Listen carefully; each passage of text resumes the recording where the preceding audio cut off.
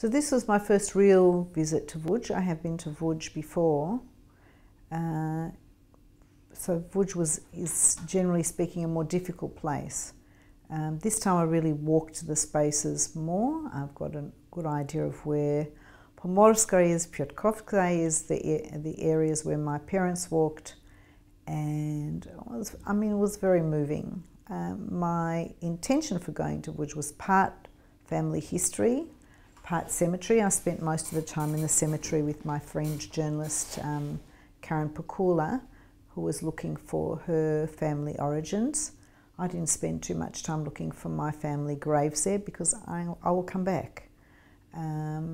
Of great interest to me in Vuj is the field which is unmarked, where the bodies from the ghetto are buried, and there's quite a few missing documents. So there are documents that existed. There's about 100,000 that have been taken from the main lot, which we're trying to recover. So there are people who are trying to restore. There's a few organisations and individuals who'd like to help restore the cards, but there are a significant number missing. There's a bit of missing stuff going on at the moment. So I was a bit involved in the Kahila, and I met people from the Kahila, and they seem very nice. I think Lodz, like Poland, has a lot of people who are discovering their Jewish roots. It's complex, and I think Vuj is one of the most complex areas in that regard. I think there isn't, or maybe it's like that all over Poland, but I haven't travelled all over Poland, but it does have a Jewish presence. It is a presence of difference, so many layers. So you have from the one extreme where you have somebody who's just identified one Jewish grandparent, all the way to people who are halachically Jewish for many generations. And just getting a bird's eye view into that community and not making judgments, it's just looking at what's going on there was very interesting and painful for me.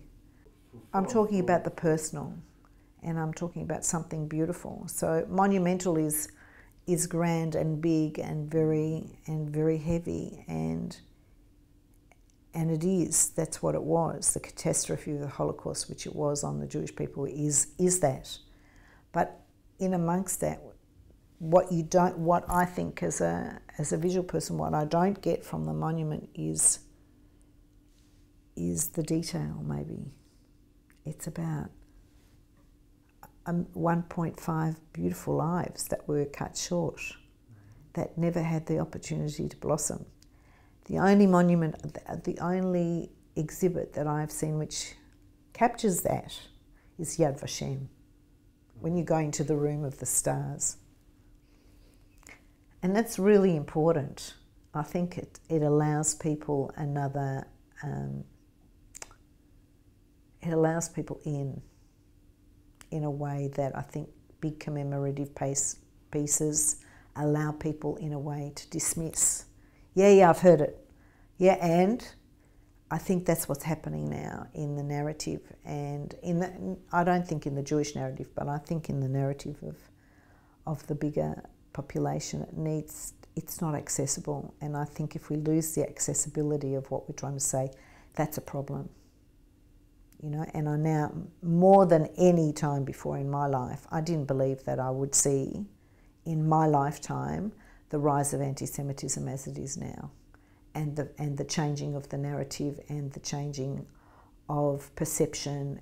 Well, it's not a change of perception, it was always there, it just was covered by political correctness. Political correctness is now open. There's no political correctness around the Holocaust, around racism, around anything, feminism. There's nothing that's holding. There's no government legislative area which says, that's not okay to say that. Go away and think about why that's not okay to say. It's not okay to say that. So people can say whatever they want. I mean, I saw that now in Kazimierz as well. So what you saw in Kazimierz? Well, there were the usual, Deborah Lichstadt was there, Jan Grabowski, and the questions that came from the floor were eye-opening for me. So one woman stood with rage at young Grabowski, like she was trembling with anger, and said, "So, and which other countries are you talking? Are you talking about France? Are you talking about, and Hungary and all those other countries? Like." So it was like a defence. It's like, how come? Why are you pointing the finger at Poland? Why aren't you pointing the finger at everybody else instead of, oh my God, that happened here, and that's a terrible thing. That's not what was coming out of this woman's mouth. I mean, he managed it, and he just said, well, because I'm talking about Poland. That's the whole point. But what was astonishing for me was the visible rage, not just the rage in her voice, but she was trembling.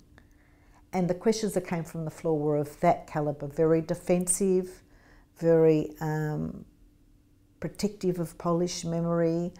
And I'm not going into the right or the wrong of it. I'm just going, this is an observation which needs to be made. And then what do we do with that? Okay, so there it is. And now as educators, how do we manage that? So, and then I had discussions with other people who live in Kazimierz, and I said, a generation, really, because 20 years with Dialogue of the Nations, doing amazing, fantastic work. Really, really excellent work. And Kazimierz, and the people as well as I do who are doing work on the ground, it's like, and where are the young voices? Where are the voices of that generation going, hey, wait a minute, we don't agree with that. That's not okay. Why are you doing that? There's nobody who knows how to stand up, or maybe they agree. And in my conversations with people who have young kids who've grown up at the same time with people who are involved in the festival, said that's right, that their children's friends are nationalists, have become the beginning of anti-Semitism in that generation. I'm going, what did I miss? How did this happen? Where is it? And again, I'm looking at very narrow view. I don't live in Poland. I'm coming from outside, and I'm in a bubble, right? Kazimierz Festival is a bubble cultural festival. So I'm a lot of people who think like me in one small place, and exposed to lots of different ideas and what's going on. So that was very interesting for me and important. It's not to be, not to collapse under it, but it's to say, okay, something we thought we were doing was right, and we're really not. And so in my discussion with the woman whose child's friend has anti-Semitic friends, she said, well, it's education. I said, it's not education, because we know that the education's been good. We know who's been conducting the education here. I said, I think it comes from the home.